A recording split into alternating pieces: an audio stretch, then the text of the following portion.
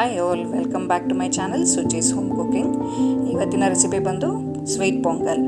ಇದಕ್ಕೆ ಬೇಕಾಗಿರುವಂಥ ಸಾಮಗ್ರಿಗಳು ಇಷ್ಟು ಐಟಮ್ಸ್ ತೊಗೊಂಡಿದ್ದೀನಿ: ಬೆಲ್ಲ, ತುಪ್ಪ, ಹಾಲು, ಅಕ್ಕಿ, ಹೆಸರುಬೇಳೆ, ಕಾಯಿ, ಲವಂಗ, ಏಲಕ್ಕಿ ಹಾಗೂ ಡ್ರೈ ಫ್ರೂಟ್ಸ್.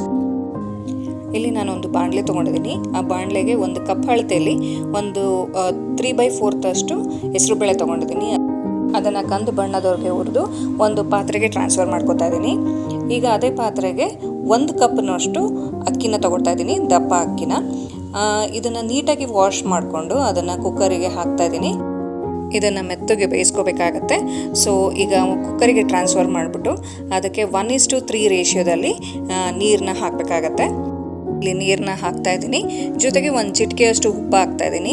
ಉಪ್ಪು ಏನಕ್ಕೆ ಅಂತ ಹೇಳಿದ್ರೆ, ಸ್ವೀಟಿಗೆ ಚಿಟಿಕೆ ಉಪ್ಪು, ಹಾಗೆ ಖಾರಕ್ಕೆ ಸ್ವಲ್ಪ ಸಕ್ಕರೆ ಹಾಕಿದರೆ ಅದರದ್ದು ಟೇಸ್ಟ್ ಎನ್ಹಾನ್ಸ್ ಆಗುತ್ತೆ. ಸೊ ಇವಾಗ ಲಿಡ್ ಕ್ಲೋಸ್ ಮಾಡಿ 3 ವಿಷಲಷ್ಟು ಕುಕ್ ಮಾಡ್ಕೊತಾ ಇದ್ದೀನಿ. ಈಗ ಒಂದು ಬೌಲಿಗೆ ಬೆಲ್ಲನ ಹಾಕ್ಬಿಟ್ಟು ಒಂದು 200 ಗ್ರಾಮ್ಸ್ ಅಷ್ಟು ಬೆಲ್ಲ ತೊಗೊಂಡಿದ್ದೀನಿ. ಅದಕ್ಕೆ 1 ಕಪ್ ಆಗೋಷ್ಟು ನೀರು ತೊಗೊಂಡು ಅದನ್ನು ಮೆಲ್ಟ್ ಮಾಡಬೇಕಾಗತ್ತೆ. ಈ ಥರ ಮೆಲ್ಟ್ ಆಗಿದೆ ನೋಡಿ.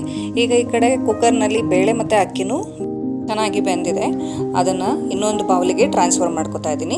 ಟ್ರಾನ್ಸ್ಫರ್ ಮಾಡಿಕೊಂಡು ಅದನ್ನು ಸ್ಮ್ಯಾಶ್ ಮಾಡ್ಕೊತಾ ಇದ್ದೀನಿ. ಅಕ್ಕಿ ಥರ ಸಿಗಬಾರ್ದು ಅಂತ ತೀರನೇ ಸ್ಮ್ಯಾಶ್ ಮಾಡಬಾರ್ದು, ಸ್ವಲ್ಪ 1-2 ರೌಂಡ್ ಸ್ಮ್ಯಾಶ್ ಮಾಡಿದರೆ ಸಾಕು.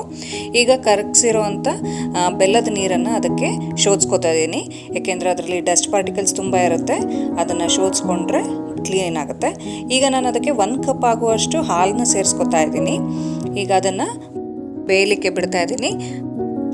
ಈಗ ಏಲಕ್ಕಿ ಮತ್ತು ಲವಂಗನ ಕುಟಾಣಿನಲ್ಲಿ ಹಾಕಿ ಪೌಡ್ರ್ ಮಾಡ್ಕೊತಾ ಇದ್ದೀನಿ. ಪೌಡ್ರ್ ಮಾಡಿಕೊಂಡು ಏನು ಹಾಲಿನಲ್ಲಿ ಬೇಯಕ್ಕಿಟ್ಟಿದ್ದೀನಿ ಪೊಂಗಲ್ನ ಅದರ ಜೊತೆ ಸೇರಿಸ್ಬೇಕಾಗತ್ತೆ. ಹಾಗೆ ಇಲ್ಲಿ 3 ಟೇಬಲ್ ಸ್ಪೂನಷ್ಟು ತೆಂಗಿನಕಾಯಿ, ಹಸಿ ತೆಂಗಿನಕಾಯಿನ ನಾನು ತೊಗೊಂಡಿದ್ದೀನಿ. ಅದನ್ನು ಸಹ ಸೇರಿಸ್ತಾ ಇದ್ದೀನಿ.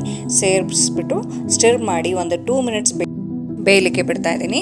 ಈಗ ಒಂದು ಬೌಲ್ ತೊಗೊಂಡು ತುಪ್ಪನ ಕರಗಿಸ್ಕೋಬೇಕಾಗತ್ತೆ. ತುಪ್ಪನ ಕರಗಿಸ್ಬಿಟ್ಟು ಡ್ರೈ ಫ್ರೂಟ್ಸ್ನ ಫ್ರೈ ಮಾಡ್ಕೋಬೇಕಾಗತ್ತೆ. ಈಗ ಮೊದಲಿಗೆ ನಾನು ಕ್ಯಾಶ್ಯೂನ ತೊಗೋತಾ ಇದ್ದೀನಿ. ಕ್ಯಾಶ್ಯೂನ ತೊಗೊಂಡು ಫ್ರೈ ಮಾಡಿ ಅದಕ್ಕೆ ಒಣ ದ್ರಾಕ್ಷಿನೂ ಸೇರಿಸಿ ಫ್ರೈ ಮಾಡ್ಕೋಬೇಕಾಗತ್ತೆ. ಈಗ ತುಪ್ಪ ಮತ್ತು ಡ್ರೈ ಫ್ರೂಟ್ಸನ್ನೆಲ್ಲ ಏನು ಪೊಂಗಲ್ ರೆಡಿಯಾಗಿದೆ ಅದಕ್ಕೆ ನಾನು ಟ್ರಾನ್ಸ್ಫರ್ ಮಾಡ್ತಾ ಇದ್ದೀನಿ. ಈಗ ನೋಡಿ, ಪೊಂಗಲ್ ರೆಡಿಯಾಗಿದೆ. ತುಂಬಾ ಟೇಸ್ಟಿಯಾಗಿರುತ್ತೆ. ಟೆಂಪಲಲ್ಲಿ ಕೊಡ್ತಾರಲ್ಲ ಅದೇ ರೀತಿ ಇರುತ್ತೆ. ಒಂದು ಸತಿ ಟ್ರೈ ಮಾಡಿ. ಸೊ ಟ್ರೈ ಮಾಡಿ ನನಗೆ ಕಮೆಂಟ್ ಮಾಡಿ ಯಾವ ರೀತಿ ಬಂತು ಅಂತ.